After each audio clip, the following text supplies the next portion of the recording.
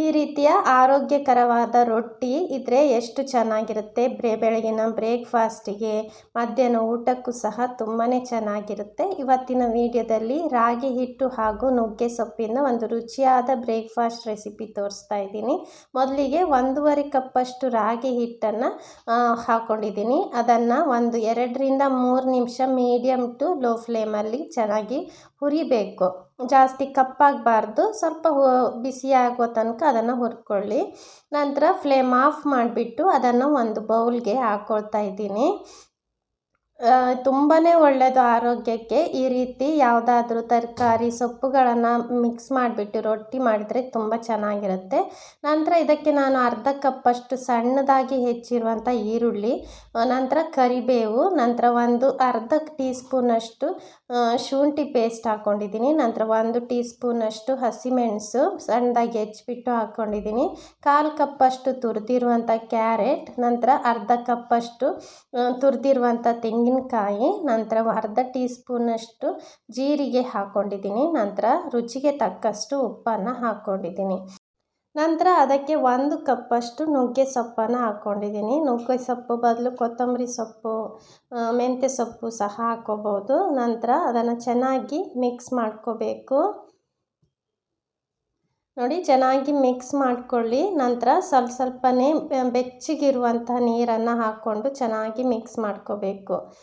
ಸ್ವಲ್ಪ ಬಿಸಿ ನೀರು ಅದನ್ನು ಹಾಕ್ಕೊಂಡು ಚೆನ್ನಾಗಿ ಮಿಕ್ಸ್ ಮಾಡ್ಕೊಳ್ಳಿ. ನೋಡಿ, ಬೇಕಾದಾಗ ಮಾತ್ರ ಹಾಕ್ಕೊಳ್ಳಿ, ಒಂದೇ ಸಲ ಎಲ್ಲವನ್ನು ಹಾಕ್ಕೋಬೇಡಿ. ಸ್ವಲ್ಪ ಸಾಫ್ಟಾಗಿ ಇರಬೇಕು, ಗಟ್ಟಿಯಾಗಿ ಸಹ ಇರಬಾರ್ದು. ನಾನು ನೀರು ಸ್ವಲ್ಪ ಬಿಸಿ ಇರೋದ್ರಿಂದ ಸ್ಪೂನಲ್ಲಿ ಮಿಕ್ಸ್ ಮಾಡಿಕೊಂಡೆ. ನಂತರ ಸ್ವಲ್ಪ ಬೆಚ್ಚಗಾಯಿತು ಅನ್ನುವಾಗ ಅದನ್ನು ಕೈಯಲ್ಲಿ ಚೆನ್ನಾಗಿ ನಾದ್ಕೊಳ್ತಾ ಇದ್ದೀನಿ ನಾನು. ನೋಡಿ, ಈ ಹದದಲ್ಲಿರಬೇಕು. ಜಾಸ್ತಿ ಗಟ್ಟಿಯಾಗಿ ಇರಬಾರ್ದು, ಜಾಸ್ತಿ ನೀರಾಗಿ ಸಹ ಇರಬಾರ್ದು, ಮೀಡಿಯಮಲ್ಲಿರಬೇಕು. ನೋಡಿ, ಸಾಫ್ಟಾಗಿರಬೇಕು. ಸಾಫ್ಟಾಗಿದ್ದರೆ ರೊಟ್ಟಿ ತಟ್ಟುವಾಗ ತುಂಬ ಈಸಿಯಾಗಿ ತಟ್ಕೋಬಹುದು. ನೋಡಿ, ಈ ಥರ ಲಿಂಬೆ ಆಕಾರ ಸೈಜಲ್ಲಿ ಸ್ವಲ್ಪ ದೊಡ್ಡದಾಗಿ ತೊಗೊಂಡಿದ್ದೀನಿ. ದೊಡ್ಡ ರೊಟ್ಟಿ ಬೇಕಂದರೆ ಇನ್ನೊಂದು ಸ್ವಲ್ಪ ಹಿಟ್ಟನ್ನು ಮಿಕ್ಸ್ ಮಾಡ್ಕೊಳ್ಳಿ. ನಂತರ ನಾನಿಲ್ಲಿ ಬಟರ್ ಶೀಟ್ ತೊಗೊಂಡಿದ್ದೀನಿ. ಅದಕ್ಕೆ ಸ್ವಲ್ಪ ಎಣ್ಣೆಯನ್ನು ಹಾಕ್ಕೊಳ್ತಾ ಇದ್ದೀನಿ. ಬಾಳೆ ಎಲೆ ಇದ್ದರೆ ಇನ್ನೂ ಒಳ್ಳೆಯದು, ತುಂಬಾ ಒಳ್ಳೆಯದು ಬಾಳೆ ಎಲೆ. ನಂತರ ನೋಡಿ, ಇದನ್ನು ಇಟ್ಕೊಂಡು ಈ ರೀತಿ ತಟ್ಕೊಳ್ತಾ ಇದ್ದೀನಿ. ಜಾಸ್ತಿ ನಿಮಗೆ ಸ್ಪ್ರೆಡ್ ಕೈಗೆ ಅಂಟುತ್ತೆ ಅನ್ನೋ ಹಾಗಿದ್ದರೆ ಸ್ವಲ್ಪ ನೀರನ್ನು ಕೈಗೆ ತಾಗಿಸ್ಕೊಂಡು ನಂತರ ಈ ರೀತಿ ತಟ್ಟಿದರೆ ಇನ್ನೂ ಚೆನ್ನಾಗಿ ಬರುತ್ತೆ. ನಾನು ಸ್ವಲ್ಪ ಕೈಯನ್ನು ಒದ್ದೆ ಮಾಡಿಕೊಂಡು ಈ ರೀತಿ ಸ್ಪ್ರೆಡ್ ಮಾಡ್ಕೊಳ್ತಾ ಇದ್ದೀನಿ. ಆದಷ್ಟು ತೆಳ್ಳಗೆ ತಟ್ಟಬೇಕು. ನೋಡಿ, ಸೈಡೆಲ್ಲ ಸ್ವಲ್ಪ ಈ ರೀತಿ ಕವರ್ ಮಾಡಿಕೊಂಡ್ರೆ ತುಂಬ ಚೆನ್ನಾಗಿ ಬರುತ್ತೆ. ತುಂಬ ಸುಲಭವಾಗಿ ಮಾಡ್ಕೋಬಹುದು. ಆರೋಗ್ಯಕ್ಕೂ ತುಂಬಾ ಒಳ್ಳೆಯದು. ನೀವು ರಾತ್ರಿ ಊಟಕ್ಕೂ ಸಹ ಇದನ್ನೇ ಮಾಡ್ಕೋಬಹುದು. ಯಾರೆಲ್ಲ ತೂಕ ಇಳಿಸ್ಕೋಬೇಕಂತ ಇದ್ದೀರೋ ಅವರು ಈ ರೆಸಿಪಿನ ಖಂಡಿತವಾಗಿ ಟ್ರೈ ಮಾಡಿ ನೋಡಿ. ರಾತ್ರಿ ಊಟಕ್ಕೆ ಇದನ್ನೇ ಮಾಡ್ಕೊಂಡು ತಿನ್ನಿ, ತುಂಬ ಚೆನ್ನಾಗಿರುತ್ತೆ.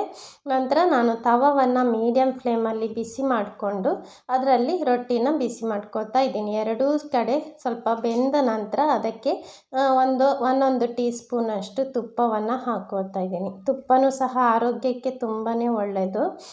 ಡೈಲಿ 1 ಟೀ ಸ್ಪೂನ್ ಆದರೂ ತುಪ್ಪ ತಿನ್ನಬೇಕಂತಾರೆ. ಆವಾಗ ಈ ರೀತಿ ಮಾಡ್ಕೊಂಡು ತಿಂದರೆ ತುಂಬಾ ಒಳ್ಳೆಯದು. ನೋಡಿ, ಎರಡೂ ಕಡೆ ತುಪ್ಪವನ್ನು ಸವರ್ತಾ ಇದ್ದೀನಿ.